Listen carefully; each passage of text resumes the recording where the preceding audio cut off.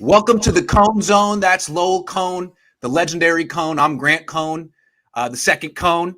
And yesterday, John Lynch spoke for the 49ers about Deebo Samuel. He wanted to talk about the draft. He thought he was going to talk about the draft. Ended up talking about Deebo Samuel a lot. This was I asked a lot of Deebo questions. If you know my dad and followed his career, this was his moment. I mean, he's a great writer, great interview, great at everything, but when he would grill people, it was everyone loved it, and you couldn't be there yesterday. I know you were watching, and you wish you could have been there. Let me just say this, Iggy. I'm watching, and John Lynch comes out, and essentially he says to the media, "You can't ask me. Don't ask me about Deebo. You can't ask me politely."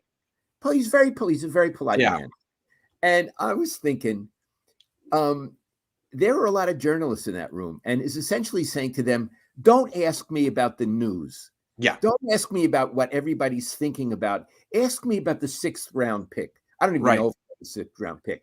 And what happened is, God loved those journalists in there. They just simply brushed him aside. Yes. They brushed him aside, and there was an avalanche of Deebo questions, because that's what's going on. It's like he never made the request, and then he sat there and just resigned to the fact that it was going to happen. They ignored him. We ignored him.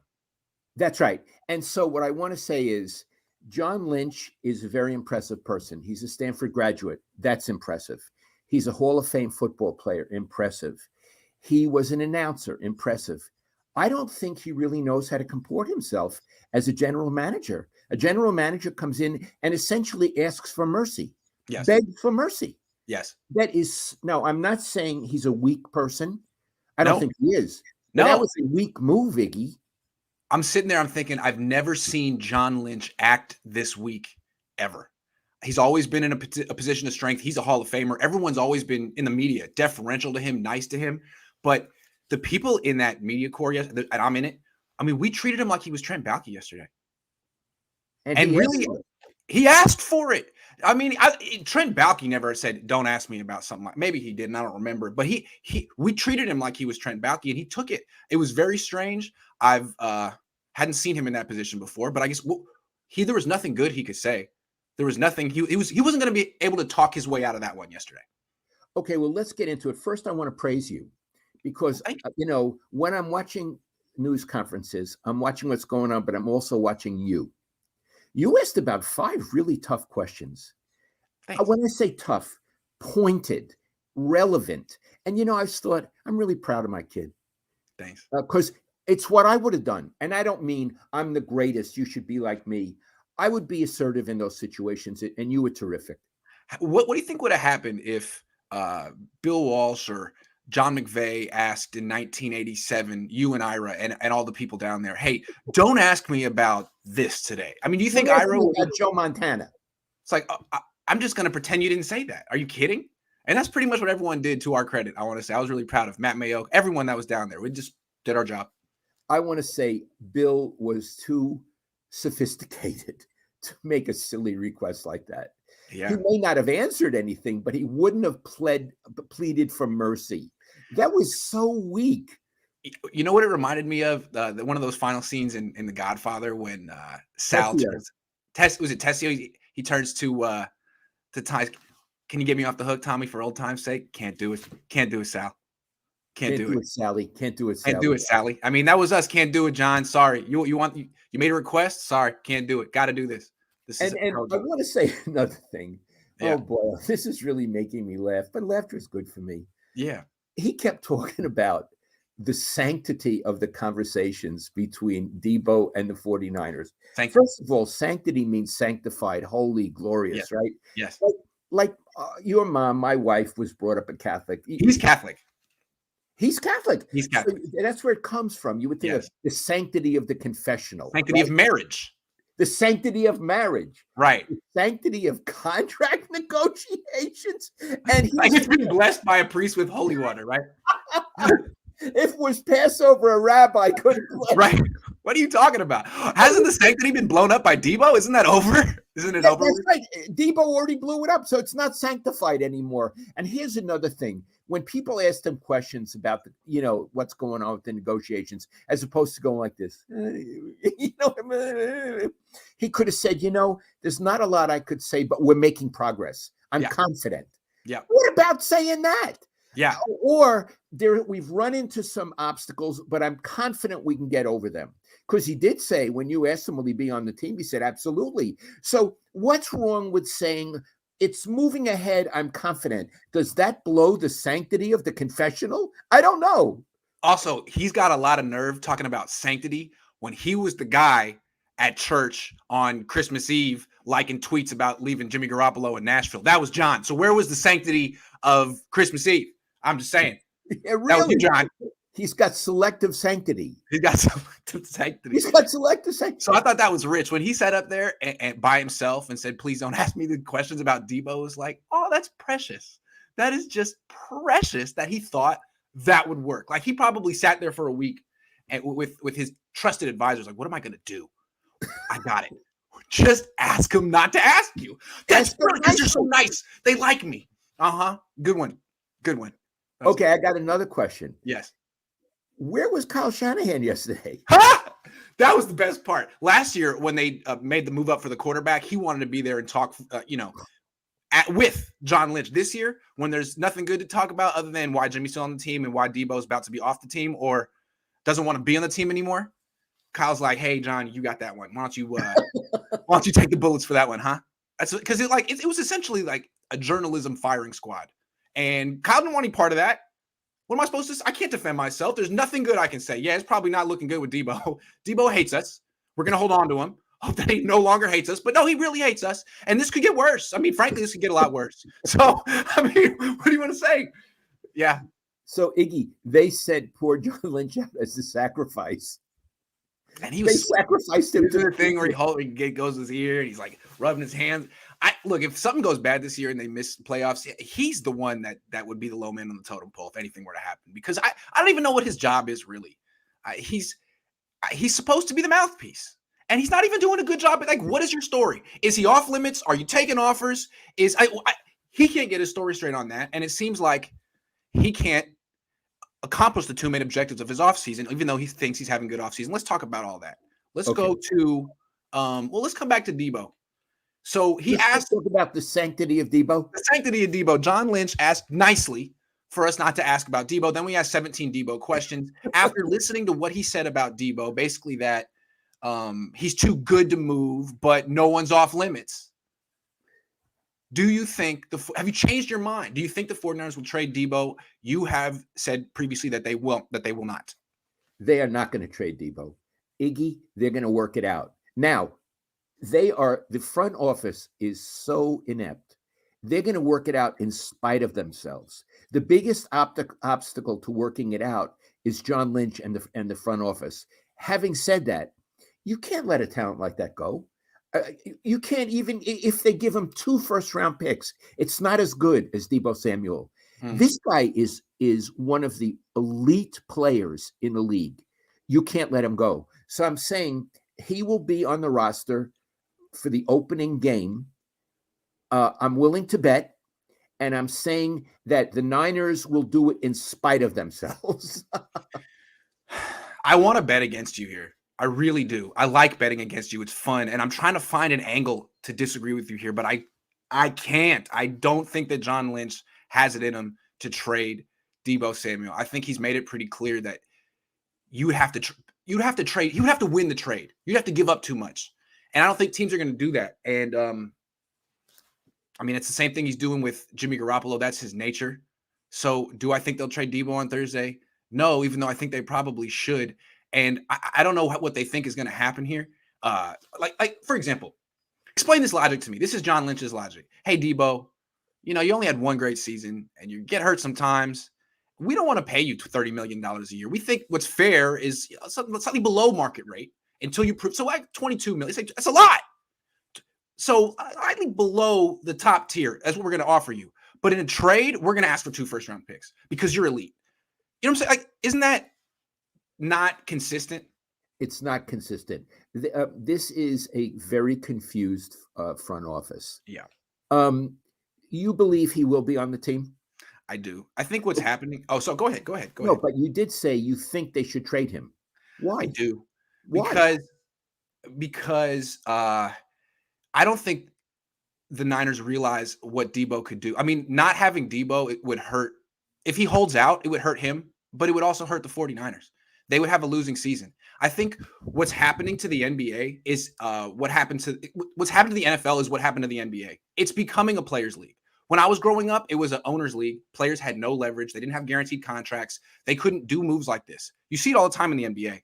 But now, as the cap's going up, you see every year wide receivers are getting more guaranteed money. They're getting quarterback money.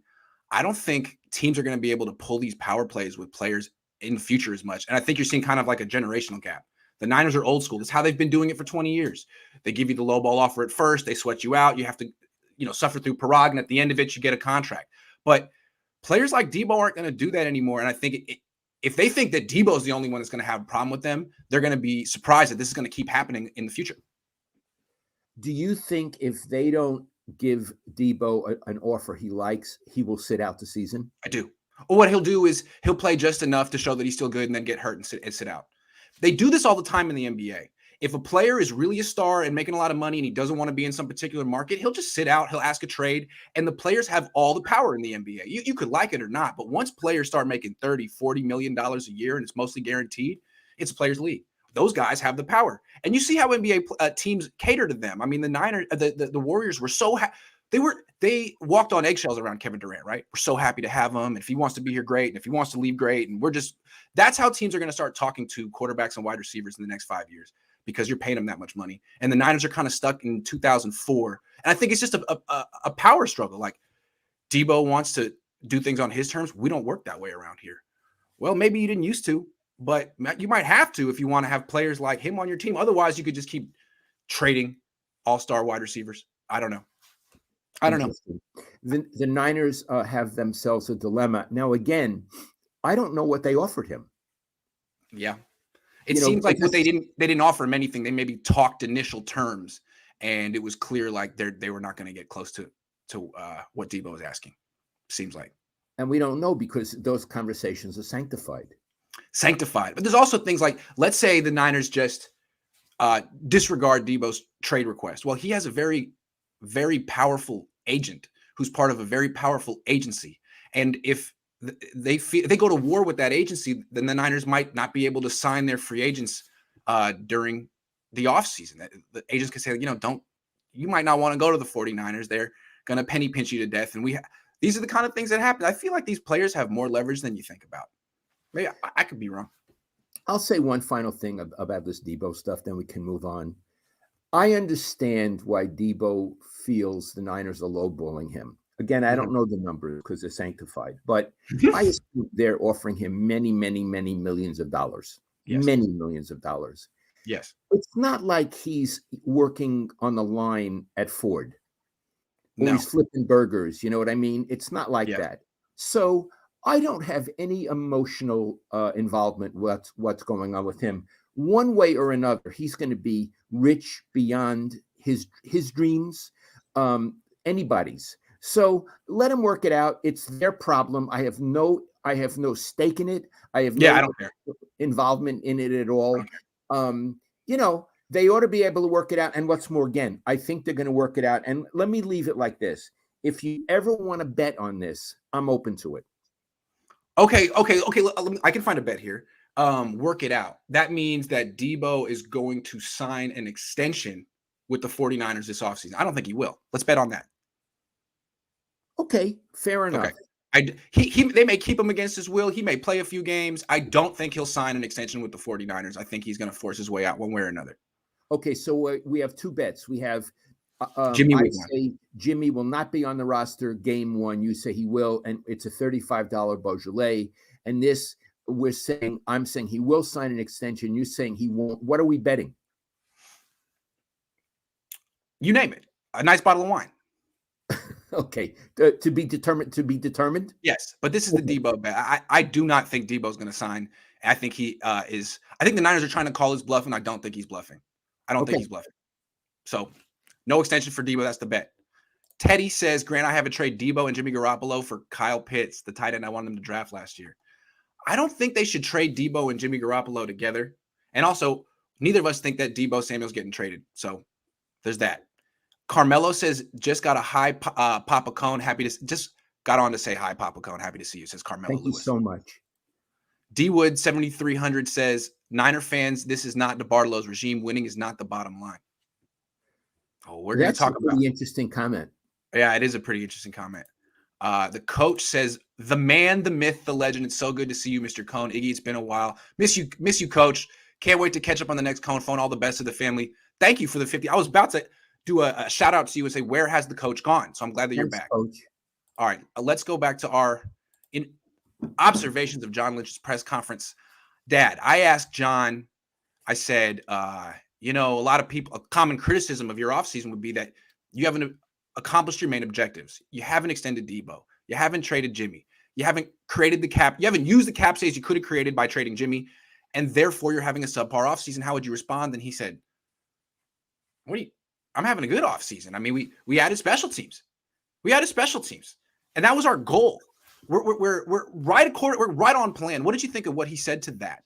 I thought that was a perfect example of bullshit. Am I allowed to say that? Yeah, you're allowed to say that. You absolutely are. He was spinning. We could go over how the team actually is not as good as the team that finished last season. And he's sitting there with a straight face and telling you, I'm satisfied. We did a good job. Iggy, could we just name, we're going to do offensive line later, but the offensive line is really weaker than it was. Oh my God. Yes. They lost their left guard and they lost a right tackle who started most of the season for them last year. Okay. So yes, worse. Yeah. Okay, they haven't added anything. We'll get into that later. Also, They do not have a speed running back. No, they lost Mostert. They don't have a speed running back. No. Iggy, do they have a nickel back? No, they lost K'Wan Williams. No. Yeah. So what in the world was he? And you look at him, and these people know the 49ers that he's talking to. And I would assume they're thinking, are you kidding me? Like, am I supposed to believe this? So I thought, okay, but here's the thing. You knew when you asked that question, he wouldn't answer it, that he'd be doing the mambo, right? Right. But you got the question out there. And I thought he said something interesting real quick. He basically said we did what we wanted to do, which is different than saying we did good. I mean, this was the plan to do what we did, special teams. And then at the very end, he said something that I didn't follow up on, but he said, we've been among the top 5, top 10 in the league in spending in the cap for the last 5 years. We always knew that we were going to have to, we were pedal to the metal on that. We always knew we were going to have to dial back the spending, and we planned on it being this year, and we were okay with that. What? So that means that they had some 10-year plan that they built 5 years ago, and they were saying in 2022, no matter what, we got to spend a little bit less to balance things. You were in the NFC Championship last year. This is the year to dial back the spending? That doesn't make any sense. No, and again, he said it as if it was the most reasonable thing to say, right? We spent a lot last year, so you can't expect us to spend every year. Okay. Why would we want to get better? Yeah, we were 1 play or 2 away from the Super Bowl last year, but you know what? Let's take 2 steps backward to go 3 steps forward. Yeah. Nice. Yeah. That's great. Yeah, and he says it all with this smile like, this is what we're doing. Like, good, John. You almost had me there. You almost sold me on it. I know it's a ridiculous thing to say. Didn't he also say something that we meet our salary demands for the most part? Didn't he say for the most part? Yeah, no, we were talking about, I asked him how are the other players gonna react when they see this problem with Debo? And he flinched what? We're great with players. He said, if you play well here, you're getting taken care of for the most part. It's you went to Stanford. You don't understand the comedy and what you just said for the most part. Oh, well, I guess meaning the rest of the sentence isn't true. Except for the players we screw. Yeah, except for DeForest Buckner and now Debo Samuel and the next guy. And now every player is going to have to wonder, am I the next in line? Is it going to be me? Am I the most part? Am I the most part? Yeah. Could be the most part. Lowell, do you think you can make Grant blush? NorCal Troca says, at this point, I just want Debo gone. He's becoming too much of a diva on OBJ 2.0. Maybe that's what OBJ told him on that loss. I don't know. I do think it's kind of a generational thing. He's acting like a young NBA star. The Niners are acting like it's 2005, and there's a clash of ideologies. Debo saying, I'm in control right now. And the Niners saying, no, you're not. And I think the Niners are kind of wasting their time with that power struggle. But they're going to take it to the very end and see what happens. Big Tim 3 says, Debo wants his bag. Do you see who he hangs around? Yeah, he spends a lot of money. He does. MTB4L says, without Debo, the Niners don't win the division. He's a ram killer and difficult for defenses to game plan against. His production is at least half the games. Dad, do you think this team makes the playoffs without Debo? I'm not sure they make it with Debo. I don't think they make the playoffs without Debo. I don't think so either. Okay. Kyle Shanahan prides himself on being unpredictable. I think he gets away from zone running playbook and starts to look like Atlanta with Matty Ice. No one once he trusts Lance. Interesting prediction. Thank you. Giovanni Miller says, question for both of you. Had to pick, who would you pick, John Lynch or Kyle Shanahan? One has to be fired. Oh, I would stick with Shanahan. Yeah, I think the other guy's probably replaceable. Hold on. Wait a second. Okay. Eugene says, Niners and Santa Clara, money over winning. If they win their sixth one day, which street in Santa Clara will host the championship parade. Saloon logo uniforms, publicity tricks won't work. Org has been dishonoring the legacy. Do you see what the Niners did yesterday to distract the fan base from all the badness that was going on? No. They released new uniforms.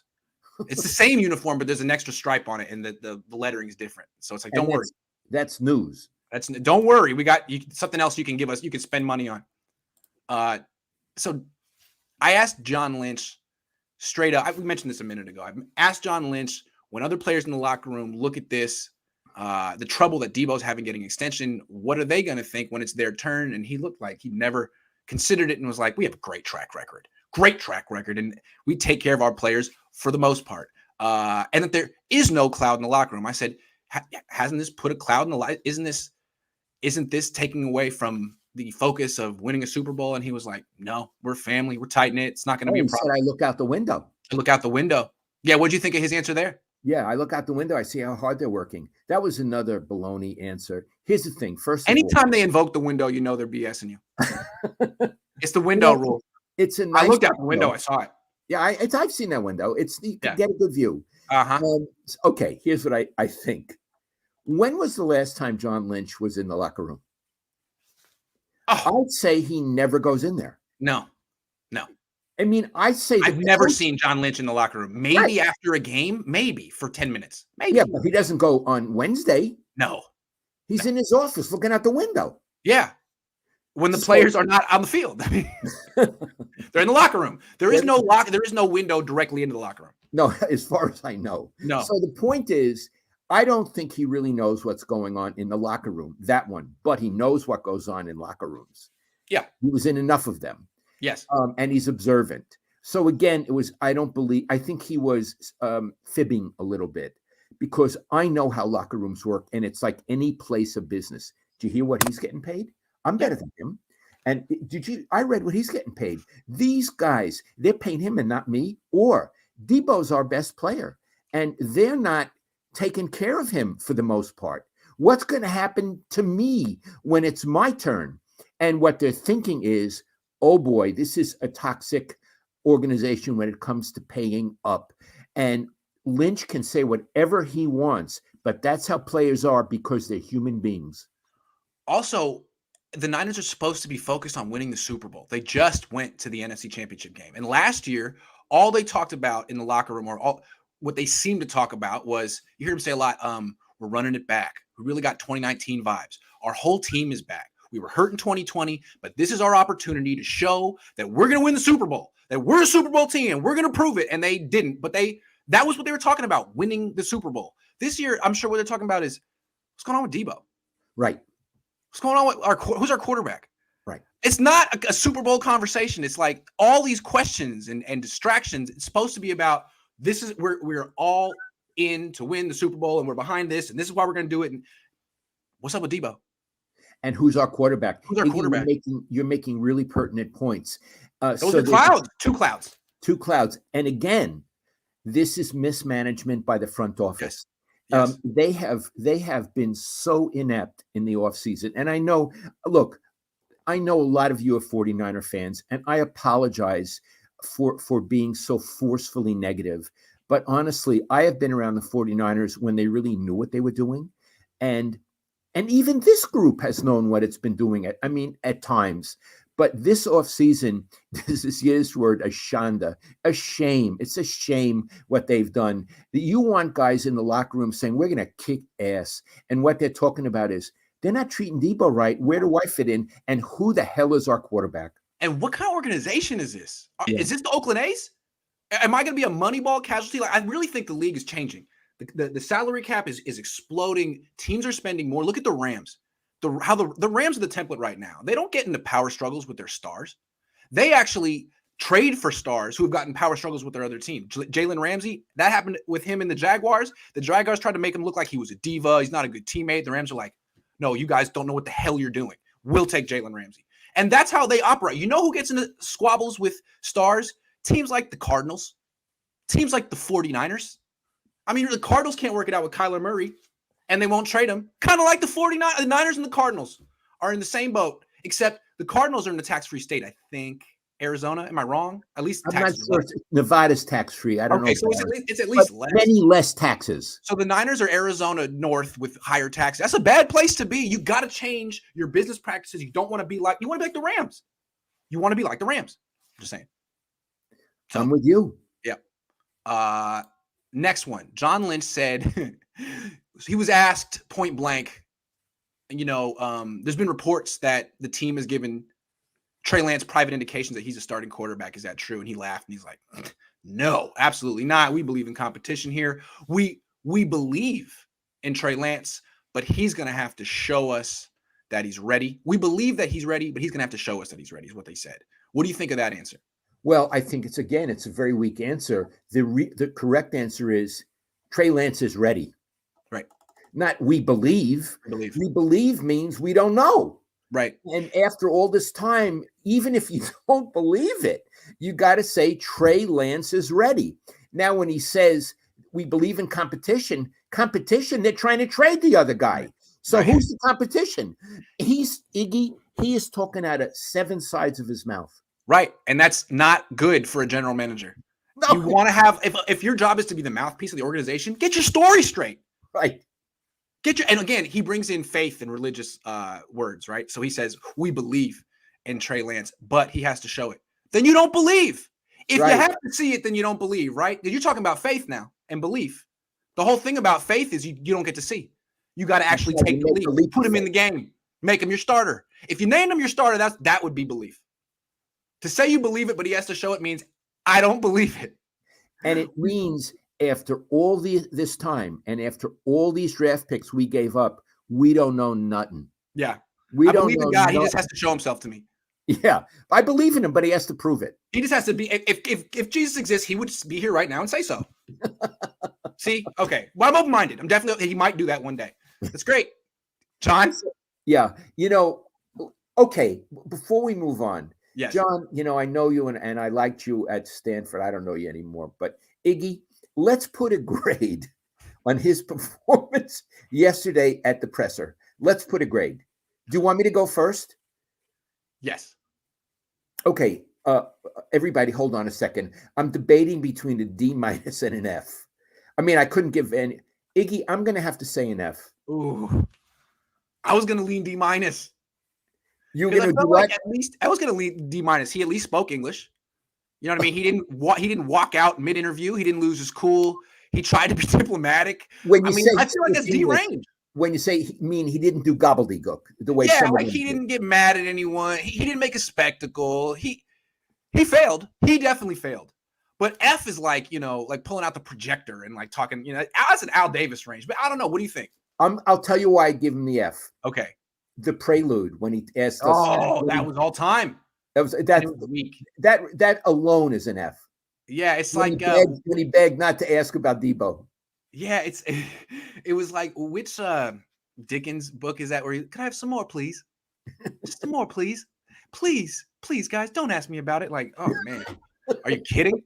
And what was so bad about it is asking for it and then not getting it, and then just sitting there and answering the questions anyway. Like, ooh. You could have just been like, "That's all you're gonna ask me about today. That's it," and like you made a big scene. I've seen people do that. That's pretty weak, though. He just took it. Oh well. It was Oliver Twist you're referring Oliver to. Twist, thank you. HR says, I LOL at the faithful who dump on Grant for being an actual journalist and not drinking the Niner PR Kool-Aid. FYI, he's not supposed to be a fan. Go back and watch that interview, that press conference, and just note which beat writers never asked a question about Debo, because almost all of them did, to their credit. I'm so proud of our beat for doing that yesterday. I thought, can I say that? Yeah. Shout out to the beat writers. I'm so proud, because when he did that, I was like, we're going to back down. And then Tim, Matt, Cam, I was like, oh, I love you guys. I was so proud. I love all the, my heart is so full for them right now. Good job. I'm glad you feel that way. I do. Giovanni says, Papa Cohen, who is more talented, Steve Young or Joe Montana? Rings don't matter. And do you see the Niners ever winning a Super Bowl again? 2 questions. Oh, boy. Who's more talented, Steve Young or Joe Montana? Rings don't matter. This is hard. I'm going to not quite answer it. And talent. I think Steve may have been more talented. I think Joe was a better quarterback. And I know Steve and I would talk about it, and it would offend him when I would say that. I love you, Steve. I'm sorry. I think you're more talented. I think Joe was a better quarterback. Do I think the 49ers will ever win a Super Bowl again? I don't know. Let me put it like this. This York ownership falls short. Yes. They fall short. And I am skeptical of this group ever winning a Super Bowl. Fair. Let's go back to the first question, though. It's a little bit before my time, but if I remember correctly, I was a fan of the team, and the perception at the time was Steve was probably just as talented as Joe, if not more talented, but there was something about Joe's temperament, right?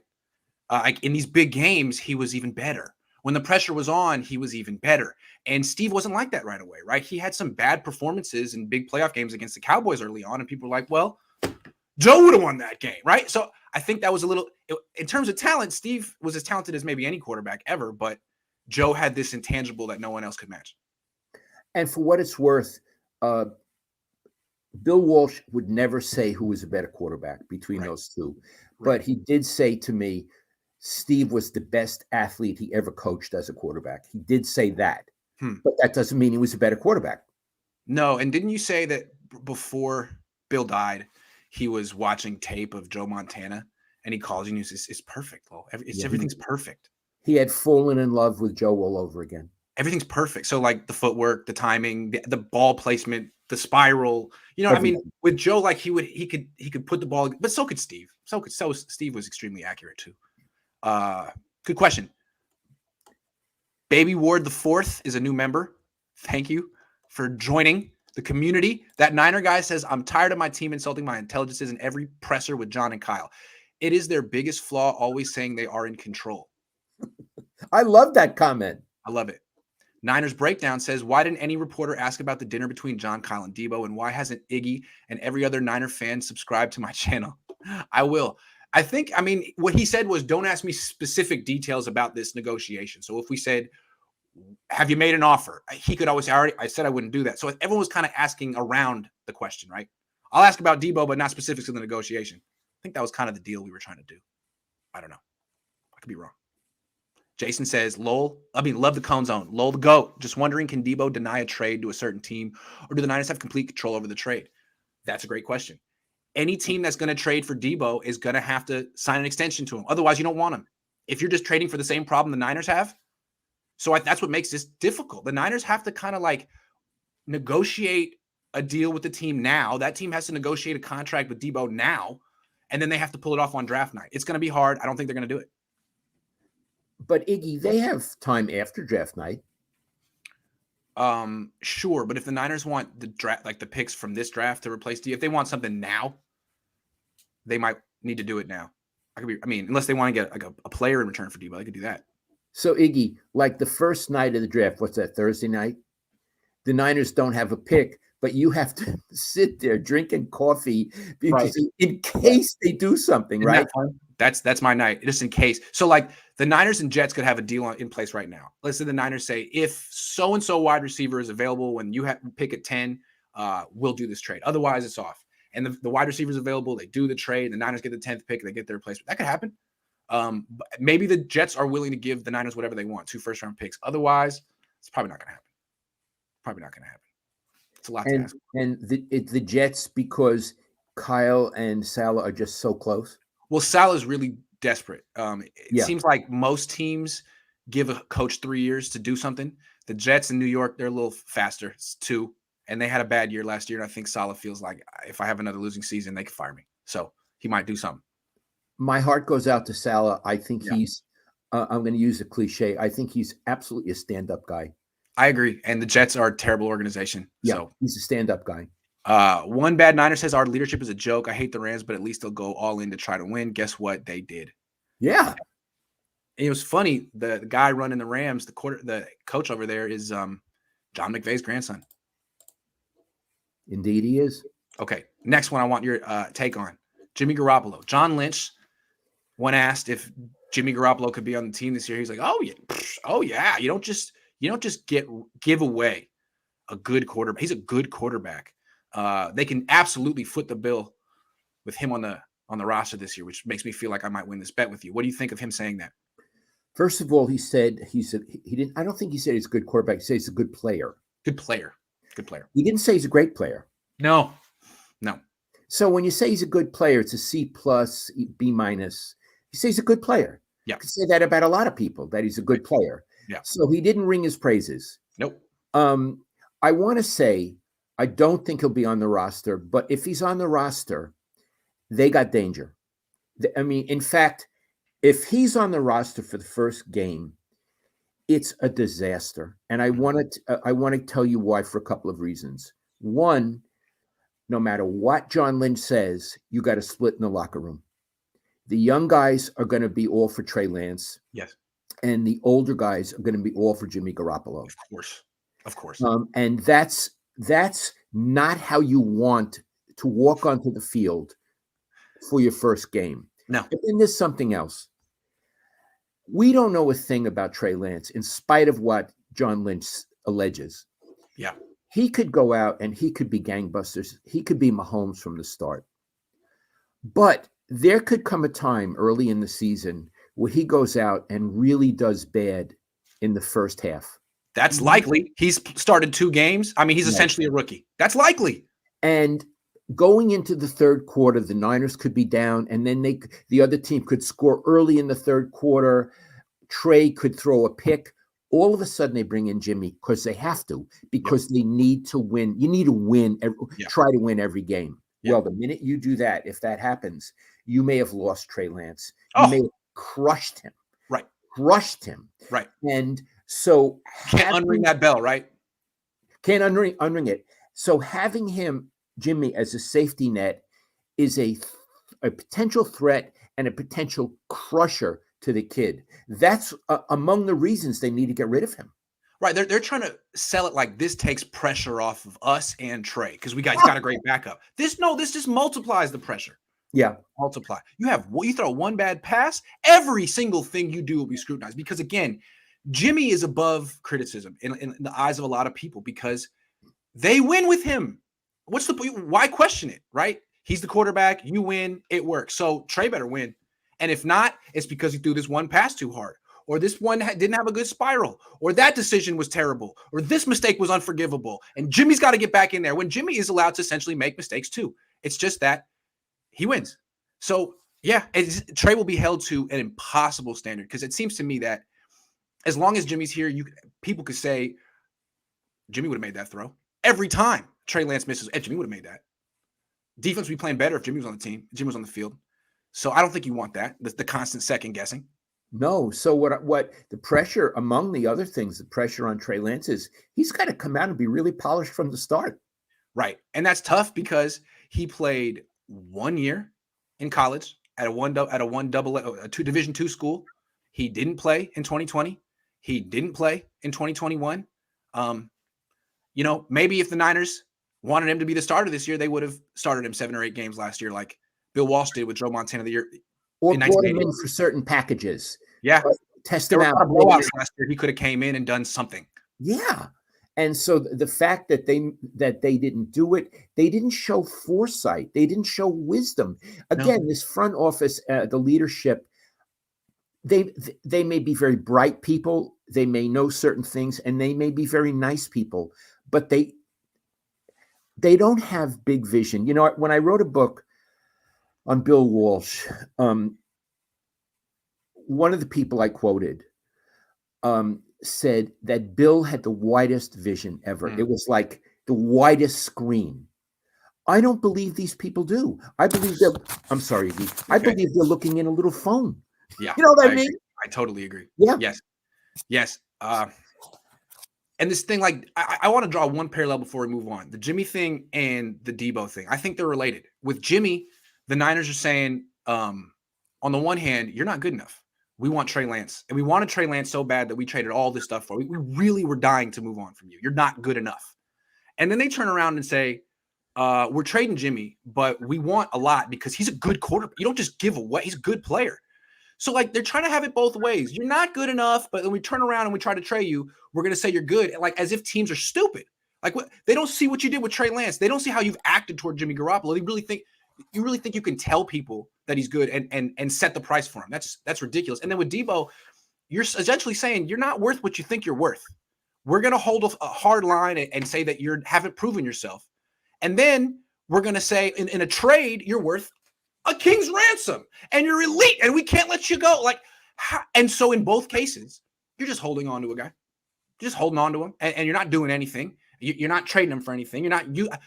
Jimmy could be on the bench. Debo Samuel could hold out. Like, what are you really accomplishing here? It seems to me strange. I'll tell you something else. Some really good front offices, Rams, Packers, Patriots, Dallas, they're looking at what's going on with the Niners. And of course they talk about it. There's not that many teams. They talk about it. You think they're saying, wow, the Niners are having a great offseason. Think they're sitting in LA, the Rams are saying, I'm really scared. They're having a hell of an offseason. You know, they just hit a grand slam. They're not saying watch out for the 49ers. Here they come. No, they're saying, oh my God, this is what they did. And this is what's still happening. Yeah. And I'm telling you, they're laughing at the Niners. I think the league is laughing at the 49ers right now. Yeah, I do. You think Patriots? You think Belichick is saying, boy, I wish I could model myself after John Lynch. Everyone watch what the Niners are doing this offseason because that's the blueprint. Who is in their front office? Who can we poach from this team to do that here? Right. We need someone who alienate our best offensive players. I mean, to me, it's like either you want Debo, and either he's elite and he's worth 2 first-round picks, in which case just give him the money and don't let it come to this. It never should have came to this. If he's worth so much to you, pay him and move on. If you want to do this, trade him and move on. But the Niners, they get into petty squabbles with their players, and I think it's very dramatic. Thank you. It gives us something to talk about on the channel. I'll tell you who thinks they're doing – hold on a second. I'll tell you who thinks they're doing a good job. Jacksonville. Jacksonville's over there in Florida like, hey, I mean, they're better than us. Who are we to say? They pass judgment. Yeah, Jacksonville's like, oh, we can do that. Oh, okay. No, I think what's funny is I think Jacksonville is like You know who runs Jacksonville? Trent Baalke. Oh my God! And do you know why the wide receiver market is out of whack? Baalke. He signed the first wide receiver this offseason. His name was Christian Kirk. He was like a backup on the Cardinals. Gave him $18 million a year, Baalke. And then everyone else had to give more. So Baalke's laughing like, ha ha, now you can't sign Debo Samuel because I screwed up the market. Ha ha. Pretty funny. One day we ought to have a whole show devoted to Trent Baalke's stories. The legend. He was the only person that could have been a worth mouthpiece. The Niners have had some really bad mouthpieces for the organization since Carmen Policy left. And Carmen was the most charming person of all time. Carmen is such a mensch. I love him. I love Carmen Policy. Yeah. I love him. The coach says this entire York outfit is coming off fraudulent. Honesty is an expensive gift that you can't expect from cheap people. The fiscal issues are systemic. It's low rent and classless to have so much money and be notoriously cheap. Well, wasn't that Bill Walsh's kind of feeling? I mean, didn't you write about that in your book, that he was sort of like, hey, man, I mean, they took away the car. Didn't you write about that? Yeah. They're cheap. They cut corners. According to Bill, Coach, thanks for your comment. According to Bill, when he was no longer with the organization, he had John York's secretary called him, said, John wants to have lunch with you. Bill thought John wanted his expertise, his advice on something about the 49ers. And according to Bill, at the lunch, John said, you're still driving a company car, right? And Bill said, yeah. And he says, you can't do that. We need the car back. We need the keys. And Bill called me up. His voice was shaking. And he said, he did it again. He did it again. He humiliated me again. He said he just could have had the secretary call and say, Bill, could you drop off the keys? Not invite me to lunch and humiliate me face to face. That was the story Bill told me. Okay, so the Yorks have a history of inviting you to lunch and humiliating you face to face. I'm just saying, maybe Debo has a leg to stand on here.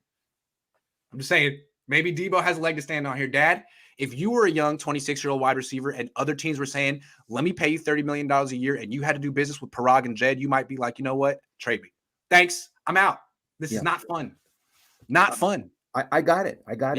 Jacob says, don't forget Trey's been working out all offseason and Jimmy's been at Hooters just saying, play the damn kid. Oh, man. Hey, Iggy, have you ever gone to a Hooters? No. Where is Hooters? How do you walk in there with the straight face and be like, yeah, I'm a normal person? Here's the thing. I don't even know if there is a Hooters. I've never been. If there's a Hooters in the Bay Area, because, there are certain policies, politics, and maybe you couldn't really do well with the Hooters here. I don't think there's. I've never driven past a Hooters, so I don't. Jimmy the kind of thing that would be in like Georgia, or Jimmy Garoppolo was. There was one near the Masters in Georgia. Checks out. Sounds about what I would expect. Okay, so if you want to play in the Masters, you get a little wings on the side. Kyle Shanahan should ask for a trade. Says D Wood 7,300. Kyle, why? He's got a lifetime contract. M Niner says, if Trey misses a deep throw, no one will say Jimmy would have made that throw. Well, you got a point. That's true. All right. Theoretically, he opens up the whole offense. His skills are phenomenal. It's just a question of, can he produce? And no one knows under a game situation if he can consistently produce.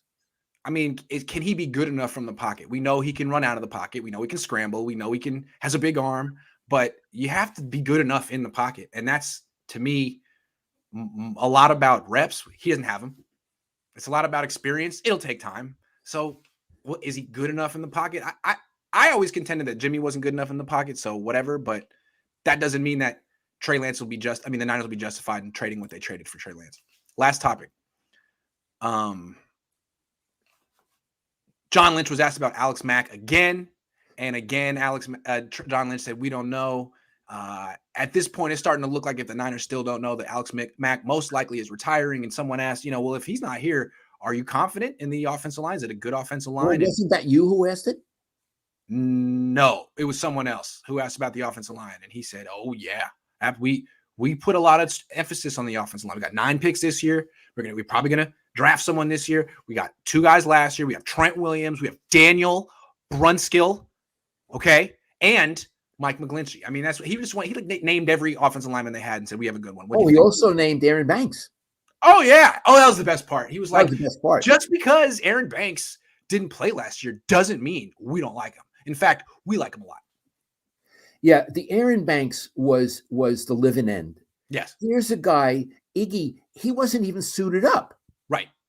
So he didn't even make it onto this in a uniform. And he's saying, don't read anything into that. Oh, really? Don't read anything into that? You mean you can come on the road trips, but don't bring a uniform? Yes. I'm reading into that. Yes. You're not good enough to be a backup. You're not good enough to play one snap if that was required. If Daniel Brunskill lost his shoe and had to come off the field to tie it, we don't trust you to play that one snap. That's what they said. But now they like it. He could start, Dad. He might start for him. Yeah, now they like him. So again, I'm buying. That sounds to me like baloney. Yep. Again, he was just saying stuff. I could say stuff. I could say I could run the 100 meters in 8 seconds. Yeah. I could say it. He was saying stuff like that. So you look at the offensive line. They lost. I knocked out Oscar De La Hoya. I did it.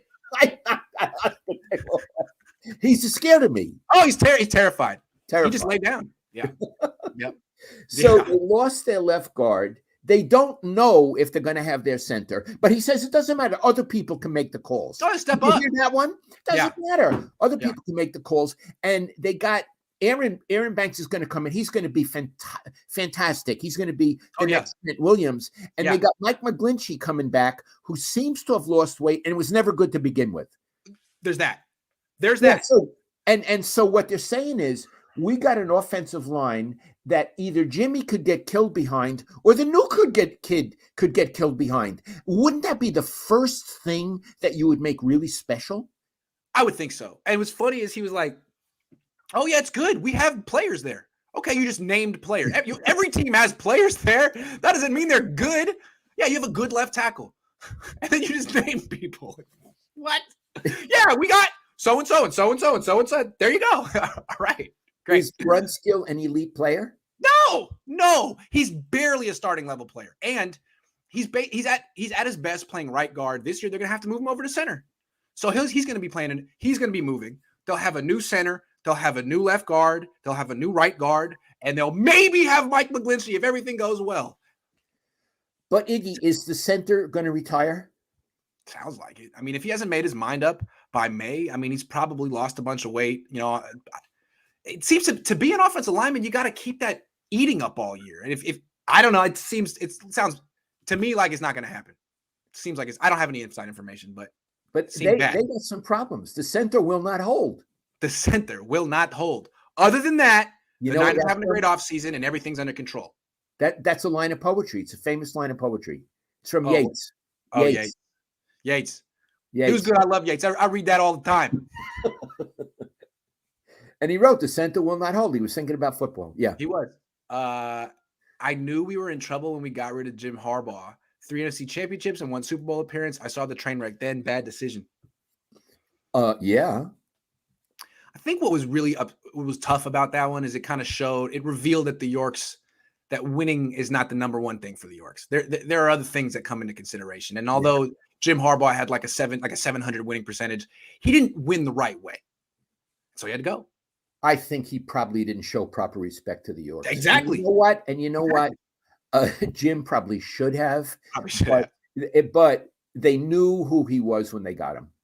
Yeah, he didn't present one personality in the interview and then come in and be someone else. I mean, he doesn't have that kind of finesse.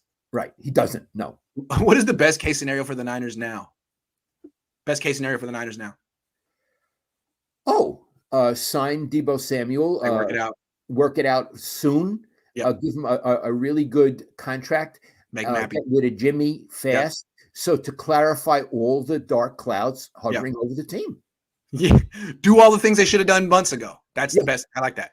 Niners Nation 12 says, oh, we got you. Jason R says, John Lynch reminds me of my uncle who tried selling their house for way over its property value and yet wanted to buy his next home at a discount. The market doesn't lie.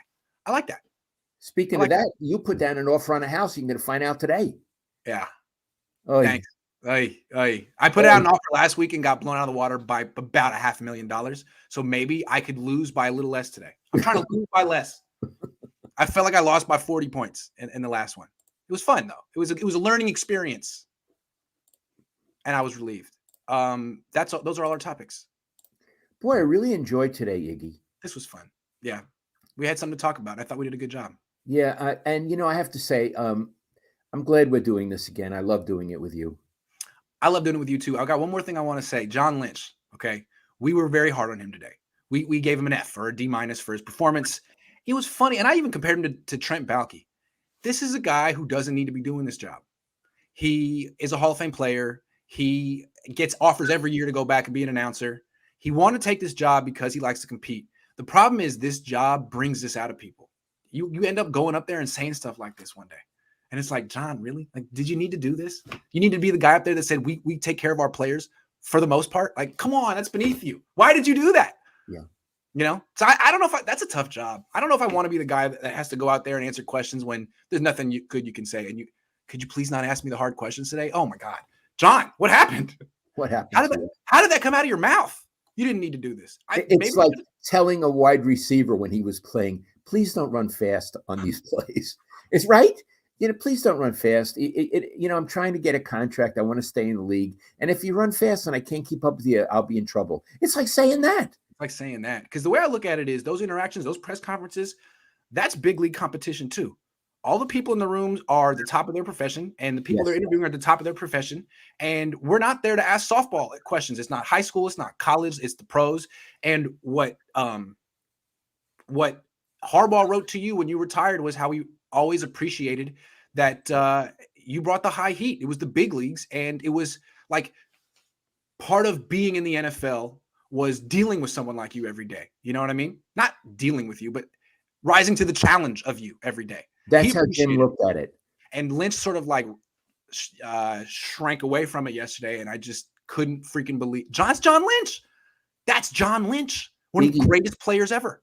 If it were boxing, he took a knee in the first round. I couldn't believe it. It's like, wow, man. Yeah, I couldn't. You know what, Iggy? That's right. I'm watching, and I'm thinking, I can't believe what I'm seeing. Why are you doing this to yourself? Yeah. You should have just taken the job. Because you're a good guy, John. Yeah, it's beneath. Yeah, you're a good guy. You didn't need to do that. Lowell, welcome back. GC, thank you for grilling John Lynch. Trey is going to melt the NFL. Debo will stay. 25 million easy. Let's go. Best case scenario. There it is. Thank you. Love it. Rod says, Mr. Cohn, wish you could do a gloves off with this front office. Thank you, Rod. You're the greatest. All right, everyone. Thanks for watching. I'll see you soon. Love you, Dad. You,